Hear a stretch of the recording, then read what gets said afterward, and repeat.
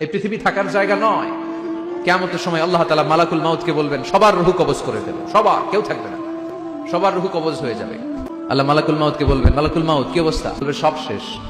মাইয়াব্বা, কে বাকি?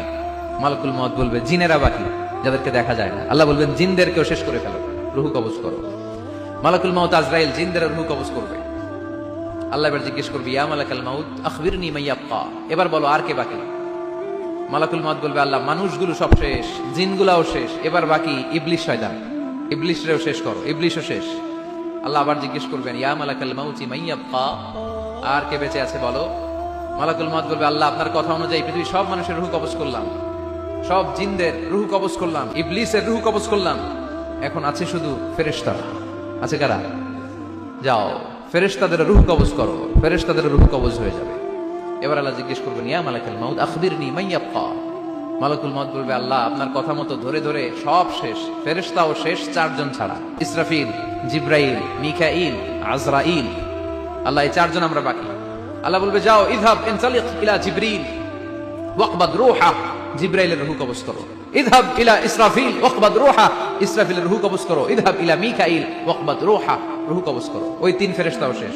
এবার আল্লাহ তাআলা জিজ্ঞেস করবেন, ইয়া মালাকাল মাউত আখবিরনি মাইয়াব্বা, হে মালাকুল মাউত আর কে বাকি আছে বলো? মালাকুল মাউত বলবে, আল্লাহ আপনার কথা মতো মানুষগুলো শেষ, জিনগুলো শেষ, ইবলিশ শেষ, আমার বাকি তিন ভাই ইসরাফিল, মিকাইল, জিব্রাইলও শেষ, শুধু আমি। আল্লাহ বলবেন, কেউ নাই? মালাকুল মাউত বলবে, না আল্লাহ কেউ নাই।